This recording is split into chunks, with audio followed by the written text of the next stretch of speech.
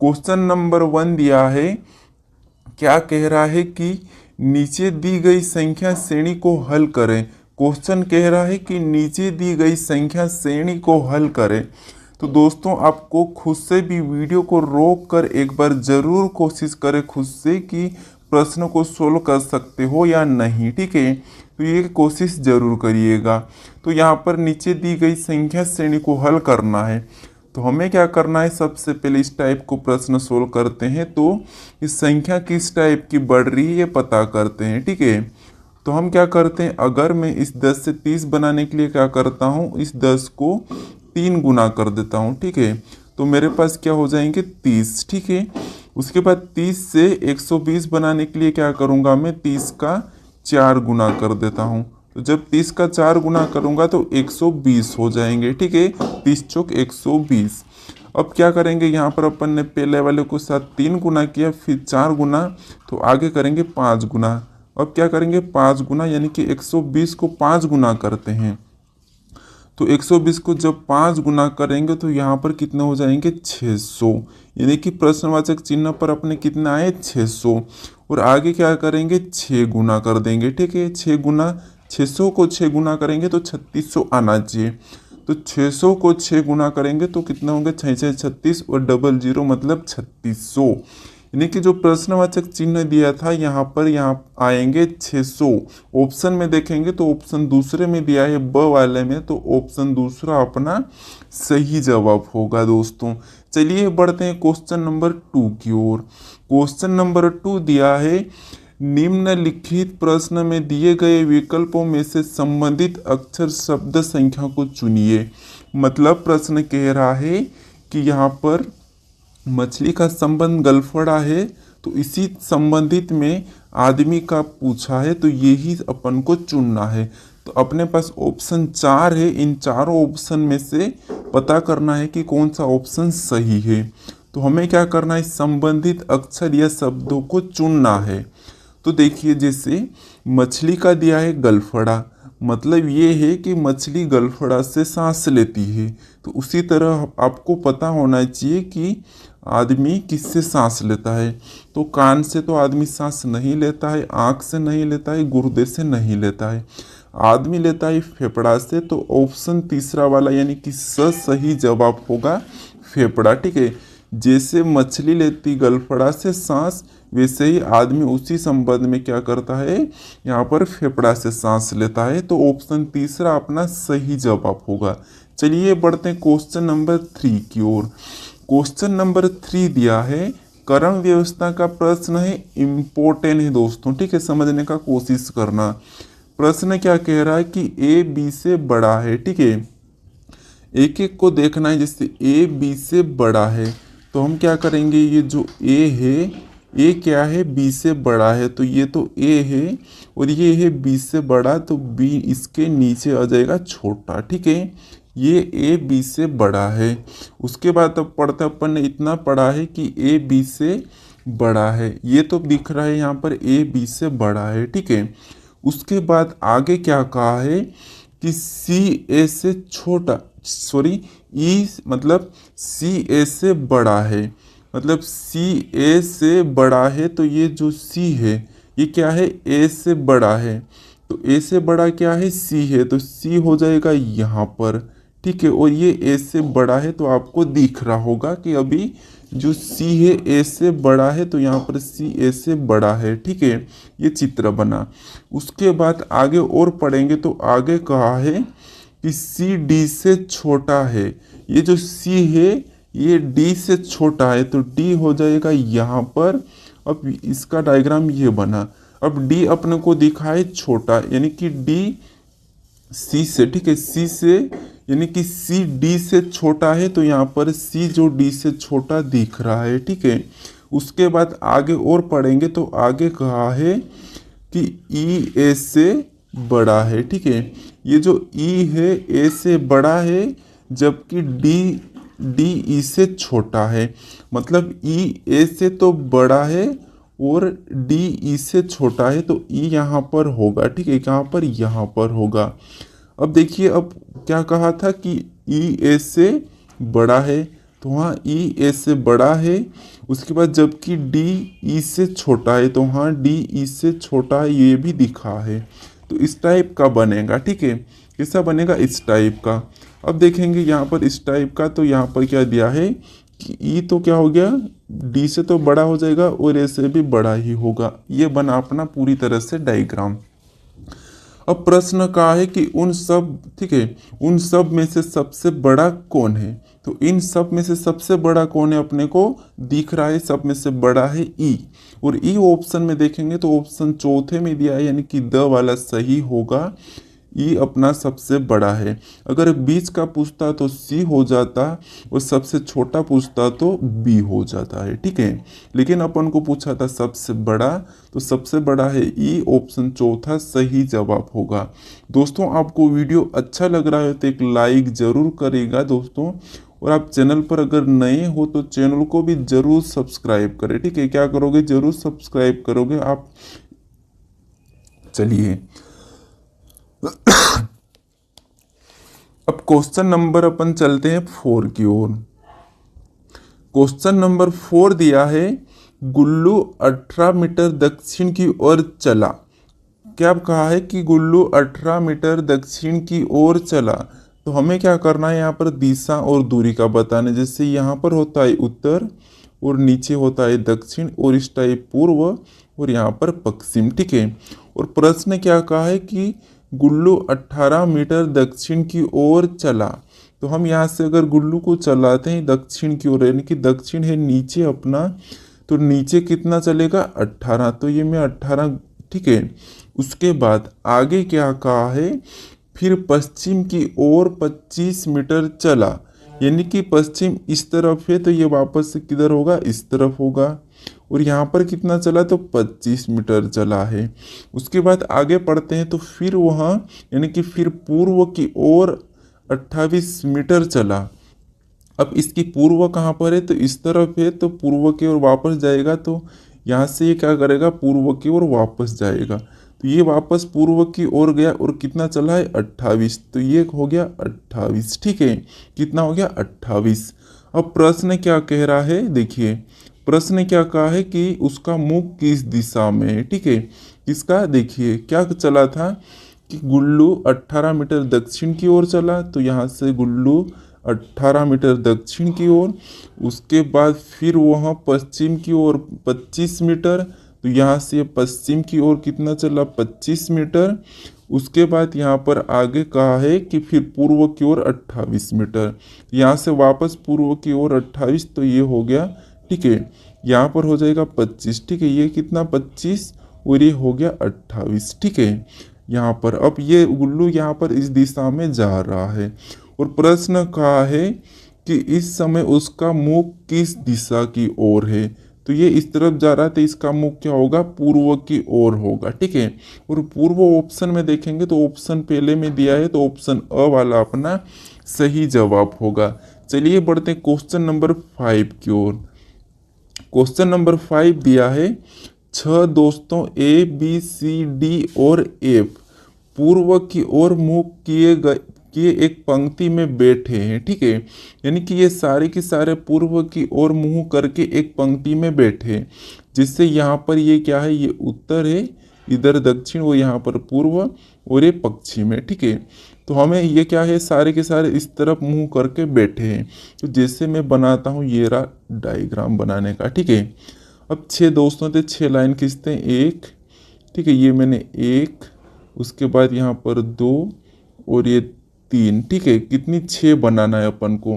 तो यहाँ पर क्या करेंगे? सबसे पहले 6 बनाएंगे। तो यहाँ पर 1, उसके बाद 2, 3, 4, 5 और ये 6 हो गया है, ठीक है। अब क्या कहा है कि 6 दोस्तों पूर्व की ओर मुंह करके, यानी कि इस तरफ मुंह करके बैठे हैं एक पंक्ति में। तो हमें बनाना है। अब इससे क्या करेंगे? प्रश्नों को ध्यान से पढ़ेंगे। बैठे हैं, उसके बाद सी ए और ई के बीच में है, ठीक है। यानी कि सी जो ए और ई के बीच में है, तो ये क्या हो गया? ए, उसके बाद और ये क्या हो गया? ई, और इसके बीच में कौन हो जाएगा? सी। तो ये हो गया सी, ठीक है। उसके बाद आगे पढ़ेंगे तो आगे क्या कहा है कि बी ई के तुरंत दाएं है। बी जो है ई के तुरंत दाएं है, तो इसका दायां क्या होगा, जब ये इस तरफ घूम के बैठे इनका दायां नीचे होगा और बायां ऊपर होगा। ठीक है, तो क्या कहा है कि बी ई के तुरंत दाएं है, तो यहाँ पर क्या हो जाएगा बी। ठीक है, उसके बाद किंतु डी के, ठीक है, क्या कहा है कि किंतु डी के तुरंत बाएं है, कौन, बी। तो यहाँ पर हो गया डी। अब देखिए ये इसके बाएं हो गया और इसके दाएं हो गया। ठीक है, यानी कि ये सही बैठा है, डी के ये बाएं बैठा है और ई के दाएं बैठा है। ठीक है, उसके बाद आगे देखेंगे एफ दाएं छोर पर नहीं है। एफ जो दाएं छोर पर नहीं है, तो दायां छोर कौन सा है अपना, ये वाला है, तो एफ का होगा बाएं छोर पर, तो एफ होगा जाएगा यहाँ पर। ठीक है, यहाँ पर हो जाएगा। अब प्रश्न क्या कहा है कि कितने लोग ई के दाएं हैं, यानी कि ई यहाँ पर है। ठीक है, ई यहाँ पर है और इसके दाएं कितने हैं, तो ऊपर अपना बायां है और नीचे अपना दायां है। तो नीचे कितने लोग हैं, तो एक ये है और एक ये है, मतलब दो लोग हैं। ठीक है, कितने लोग हैं दाएं ई के, दो लोग हैं।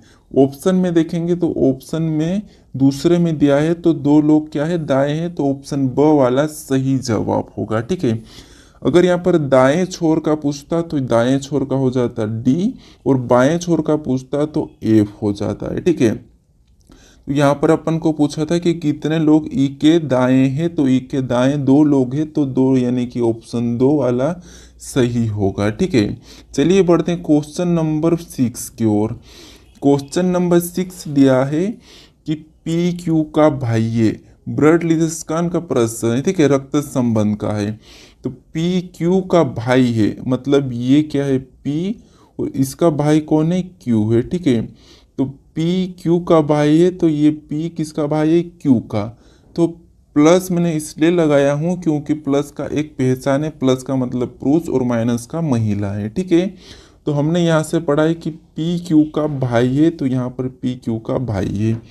उसके बाद आगे पढ़ेंगे तो क्यू आर का भाई है। ठीक है, क्यू जो आर का भाई है, मतलब ये क्यू क्या है, आर का भाई है, तो ये हो गया इसका भी प्लस का ही। ठीक है, उसके बाद आगे पढ़ेंगे तो आगे क्या कहा है कि आर एस का पति है। ठीक है, यानी कि आर जो है एस का पति है, तो इसका बराबर का चिन्ह लगाएंगे और ये एस है। एस का पति कौन है, आर है, तो आर को प्लस मानता हूँ और ये माइनस। ठीक है, अब ये दोनों बराबर का चिन्ह इसीलिए लगाया क्योंकि ये पति पत्नी है। उसके बाद आगे और प्रश्नों को पढ़ते हैं तो आगे क्या कहा है कि टी, ठीक है, क्या कहा है कि टी पी के पिता है। टी जो है ये पी के पिता है, तो इसके पिता कौन है, टी है, तो टी को ऊपर लिखेंगे और पिता मतलब पुरुष, तो इसको प्लस लगाएंगे। अब यहाँ कर पी के पिता टी है। ठीक है, अब प्रश्न क्या कह रहा है कि एस टी से कैसे संबंधित है। ठीक है, यानी कि एस जो टी से कैसे संबंधित है, यानी कि जहाँ भी से लगता है वहाँ से उल्टा बताना है कि टी का एस क्या लगेगा। ठीक है, यानी कि टी का एस क्या लगेगा। तो देखिए ये पी टी का पुत्र है, उसके बाद टी का क्यू भी पुत्र है। ठीक है, क्योंकि इसका भाई है तो पी का भी, पी का अगर क्यू भाई है तो यहाँ पर टी का पुत्र होगा। ठीक है, उसके बाद ये क्या है, क्यू का आर भाई है तो ये भी इसका पुत्र होगा, लेकिन ये जो है ये आर की पत्नी है, तो ये टी की क्या लगेगी, तो टी की लगेगी ये बहू। ठीक है, अपने पुत्र की पत्नी जो क्या लगती है, बहू लगती है। तो यहाँ पर ऑप्शन में देखेंगे तो एस क्या लगेगी, बहू, यानी कि यहाँ पर ऑप्शन ब वाला अपना सही होगा दूसरे नंबर का। ठीक है, चलिए अब बढ़ते हैं क्वेश्चन नंबर 7 की ओर। क्वेश्चन नंबर 7 दिया है निर्देश, दी गई मैट्रिक्स में लुप्त संख्या ज्ञात करें। ठीक है, यानी कि यहाँ पर दी गई मैट्रिक्स है ये 2 है और यहाँ पर लुप्त संख्या ज्ञात करना है। जैसे ये क्वेश्चन मार्क है, यहाँ पर बताना है कि कौन सी संख्या भरी जाएगी। तो हमें क्या करना है कि सबसे पहले पता करना है कि ये जो संख्या बाकी की 6 कैसे आई है। ठीक है, तो देखिए इस प्रश्न को 2 प्रकार के सोल्व कर सकते हैं। जैसे यहाँ पर मैं इसके साथ आपस में गुणा करता हूँ तो 6 चौक होते हैं 24 और 24 यहाँ पर है और 24 का वर्ग यहाँ पर लिखा है। ठीक है, 576। तो हमें क्या करना है, इस 15 का वर्ग, तो 15 का वर्ग है 225, और यहाँ पर मैं 5 को रखूँ तो 5 3 15 और 15 का ये वर्ग है, ठीक है। तो यहाँ पर 5 को रखने पर ये प्रश्न सोल्व हो सकता है। और एक टाइप और है, जैसे यहाँ पर इसमें क्या हुआ था, यहाँ पर प्लस कितना हुआ है, ठीक है, ये देखेंगे तो यहाँ पर इसमें क्या करेंगे, +2 कर देंगे, 4 में तो 6 हो जाएंगे, तो इस 3 में भी +2 को कर देते हैं, तो यहाँ पर हो जाएंगे 5, ठीक है। कितने हो जाएंगे, 5। और यहाँ पर अब आपस में गुणा करेंगे तो 15 और 15 का ये वर्ग है, और ये 24 का वर्ग है, ठीक है। यानी कि यहाँ पर क्वेश्चन मार्क की जगह 5 आएगा। तो ऑप्शन में देखेंगे तो चौथे नंबर में दिया है, यानी कि द वाला सही जवाब होगा। अब चलिए बढ़ते हैं क्वेश्चन नंबर 8 की ओर। क्वेश्चन नंबर 8 कह रहा है कि नीचे दिए गए विकल्पों में से लुप्त संख्या ज्ञात कीजिए, ठीक है। यानी कि यहाँ पर लुप्त संख्या यहाँ पर है, इस क्वेश्चन मार्क की जगह कौन सी संख्या आएगी ये बताना है। तो हम क्या करते हैं, इस टाइप को जब भी प्रश्न सोल्व करते हैं तो सबसे पहले जो क्वेश्चन मार्क है उस जगह की संख्या को पता करते हैं, जैसे 8 और 3। अब क्या करेंगे, सबसे पहले क्या करते हैं, इन दोनों संख्या को जोड़ देंगे, 15 और 12, तो यहाँ पर तो ज़्यादा हो जाएंगे, लेकिन यहाँ छोटी संख्या दी है। अगर मैं यहाँ से माइनस करता हूँ तो यहाँ मेरे पास 3 हो जाएंगे, लेकिन यहाँ माइनस करने पर 3 नहीं होंगे, 16 होंगे। लेकिन यहाँ पर 8 दिया है तो ये गलत है, ठीक है। मतलब इस टाइप का प्रश्न सोल्व नहीं कर सकते। तो क्या करते हैं, कभी कभी यहाँ पर ना इस टाइप का भी पूछा जाता है, जैसे इन संख्या से कोई मतलब नहीं है, ठीक है, इन संख्या से कोई मतलब नहीं, आप इन संख्या को कुछ भी कर लो, इससे उत्तर आने वाला नहीं है, ठीक है। तो हमें क्या करना है, सबसे पहले ये पता करना है कि 3 से 8 कैसे बना। तो यहाँ पर +5 हुआ है, और 8 से क्या करेंगे आगे, तो +5 कर देंगे, तो यहाँ पर हो जाएंगे 13।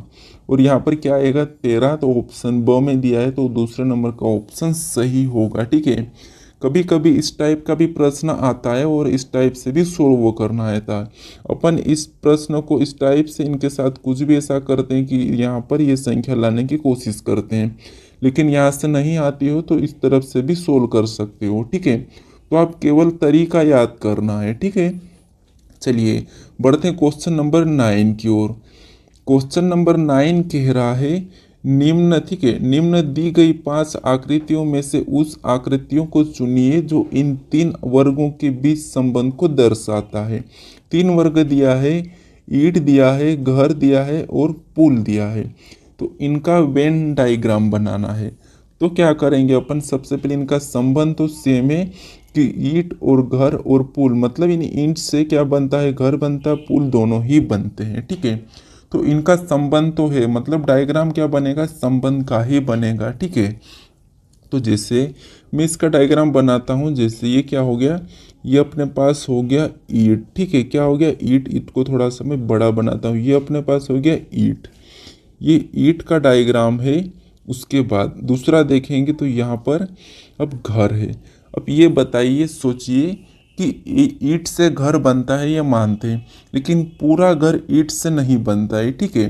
तो इसीलिए थोड़ा सा क्या होगा, ये आधा बनेगा। ये जो डायग्राम बना है ये है घर का है, ठीक है, किसका है, घर का, क्योंकि पूरा घर केवल ईंट से नहीं बनता है, तो इसीलिए इसका आधा डायग्राम बनेगा। उसके बाद पुल, अब पुल को भी बनाते तो पूरा पुल ईंट से नहीं बनता, तो इसका वेन डायग्राम कुछ इस टाइप का बनेगा, यानी कि यहाँ पर हो जाएगा ये पुल, और अपन ने ये पुल का बनाया है। तो अब देखिए यहाँ पर जैसे ये तो ईंट हो गया, और क्या है, कुछ ईंटों से पुल बनता है और कुछ ईंटों से घर बनता है। सभी ईंटों से, पूरी ईंटों से घर नहीं बनता है, तो इसका वेन डायग्राम कुछ इस टाइप का बनेगा। और ये डायग्राम ऑप्शन में देखेंगे तो ऑप्शन 5वें में दिया है, तो ऑप्शन 5वां अपना सही जवाब होगा, ठीक है। चलिए बढ़ते हैं अब क्वेश्चन नंबर 10 की ओर। क्वेश्चन नंबर 10 दिया है कि निम्न विकल्पों में से 3 एक निश्चित तरीके से समान है और इसलिए एक समूह बनाते हैं, तो कौन सा एक इस समूह से संबंधित नहीं है, ठीक है। तो हमें क्या करना है, 4 अपने पास ऑप्शन है, और चारों शब्दों में से 3 शब्द एक जैसे हैं, लेकिन एक शब्द ऐसा है जो तीनों से अलग है, तो उसी को पता करते हैं। अगर मैं ऑप्शन को पढ़ूं तो यहाँ पर दिया है जनवरी, उसके बाद मई, उसके बाद जुलाई और अप्रैल, मतलब सभी की सभी क्या है, माह है। लेकिन हमें तो एक अलग बताना है, तो क्या करना है इसमें, सबसे पहले देखिए मैं बात करता हूँ जनवरी की, तो जनवरी, उसके बाद क्या है फरवरी, ठीक है, उसके बाद मार्च और अप्रैल, मतलब ये क्या है, यहाँ पर अप्रैल दिया है, अप्रैल के बाद मई एक साथ आ जाता है, ठीक है। उसके बाद मई के बाद जून, यानी कि यहाँ पर एक साथ आने वाला नहीं है, तो इस टाइप का भी नहीं देख सकते हैं। तो अब क्या करेंगे, देखिए अब ये जो जनवरी होती है 31 की होती है, मई भी होता है 31 का ही होता है, और जुलाई भी होता है 31 का, लेकिन अप्रैल होता है 30 का। तो अब आपको दिखेगा कि कौन सा ऑप्शन अलग है। तो ये जो अपने पास ऑप्शन पहला दूसरा तीसरा सभी क्या है, एक जैसे, लेकिन ये अप्रैल वाला अपना अलग है, ठीक है। तो अप्रैल वाला सही जवाब होगा, क्योंकि ये 30 तारीख का महीना है, ठीक है। तो इसीलिए अप्रैल अपना अलग है और यही सही जवाब होगा। अब दोस्तों आप अभी तक चैनल को सब्सक्राइब नहीं किए हो तो चैनल को ज़रूर सब्सक्राइब करें, ठीक है। और वीडियो को लाइक नहीं किया है तो लाइक भी ज़रूर करें दोस्तों। चलिए अब मिलते हैं नेक्स्ट वीडियो में।